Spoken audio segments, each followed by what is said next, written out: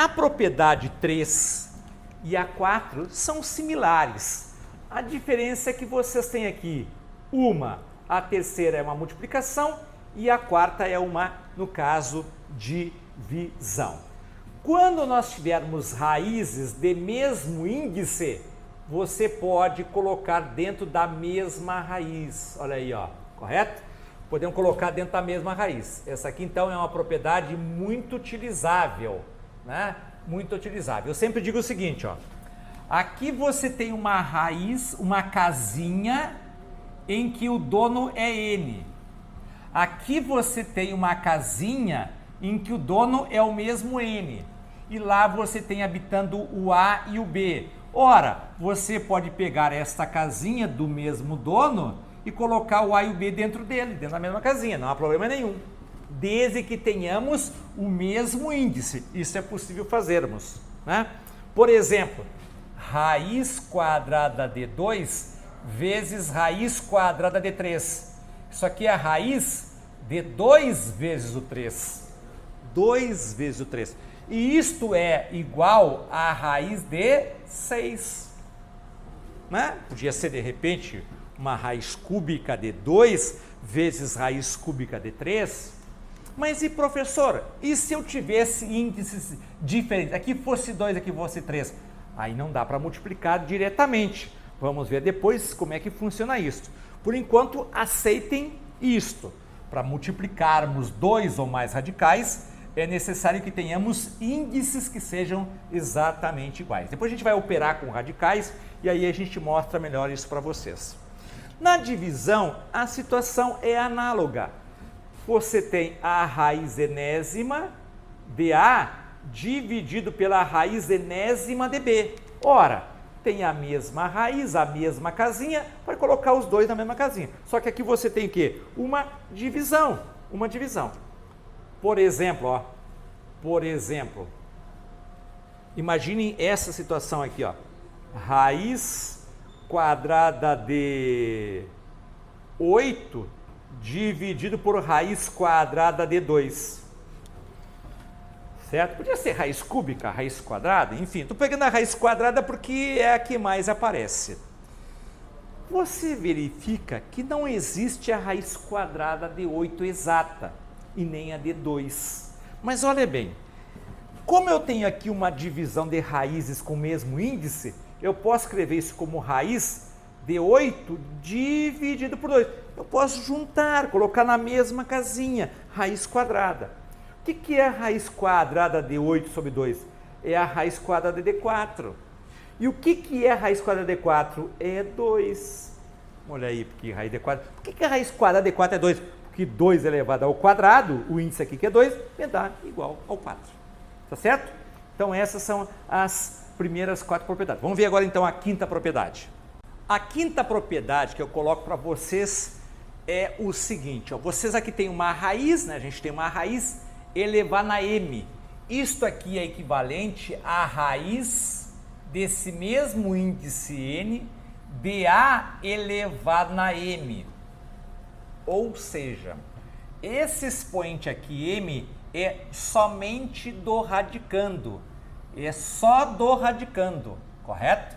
Então, por exemplo, ó, vamos pegar aqui um exemplo. Se eu tenho assim, ó, raiz cúbica de, vamos pegar aqui, por exemplo, 4, e isto elevado ao quadrado.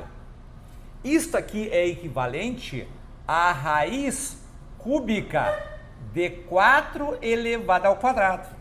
Tem a mesma equivalência. E isso aqui é equivalente à raiz cúbica de 16. Né? Então, cuidado, porque às vezes o pessoal pensa, tu vai ter que levar esse ao quadrado e este ao quadrado. Não, o índice ele fica inalterado. Tu não mexe no índice, tu fica o mesmo. Depois a gente vai mostrar para vocês o porquê que isso ocorre, né? Por que isso pode acontecer. A outra situação que eu coloco aqui, a sexta propriedade, é uma propriedade de simplificar o radical. Como é que você pode simplificar o radical? Lembre que estou supondo que o A seja sempre positivo, correto? Pode ser zero, mas maior ou igual a zero.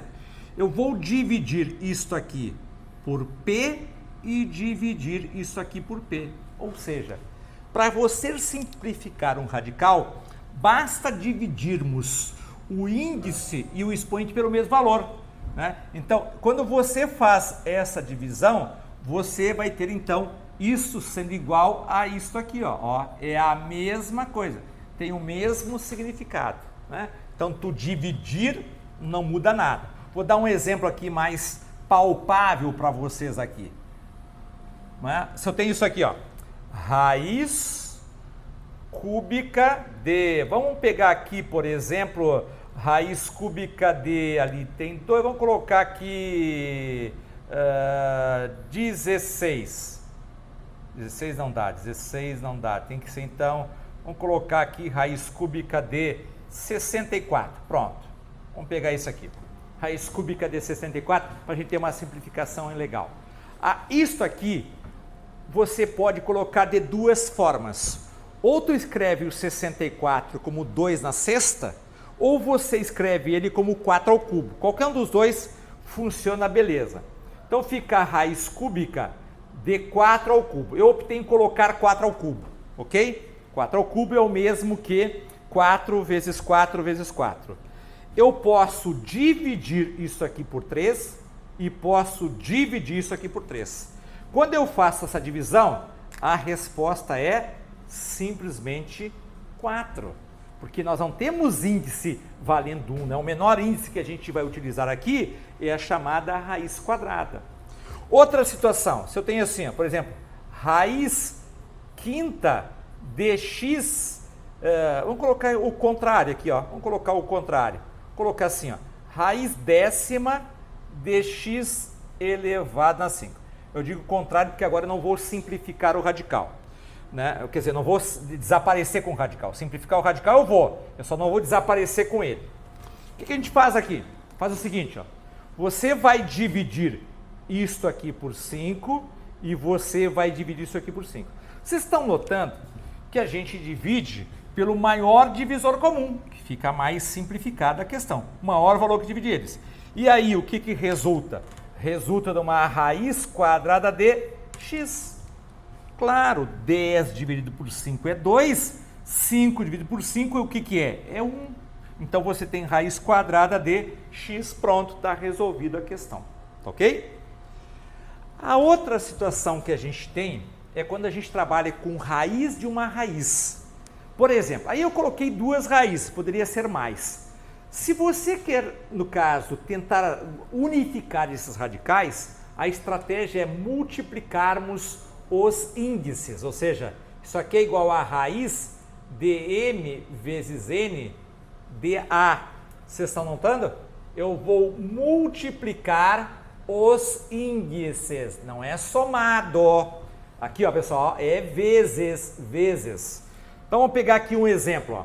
Raiz quadrada de raiz cúbica de raiz quadrada de 2. Vamos pegar 2 aqui. Eu gosto muito do número 2. Enfim, tá aí. O 2 aparece aqui, e aí eu quero unificar esses radicais. Basta vocês fazerem a multiplicação dos índices. Isto aqui é equivalente a raiz 2 vezes 3 é 6, vezes 2 é 12. Repetindo, 2 vezes 3 é 6, vezes 2 é 12, e isto no radicando 2. Correto? Uma forma que a gente tem também para escrever isto é colocarmos 2 elevado na 1 sobre 12. Lembre que aqui vocês têm 1, né? E aí eu posso escrever assim, se houver esta necessidade. Ok? Bom, essas são as propriedades que a gente tem.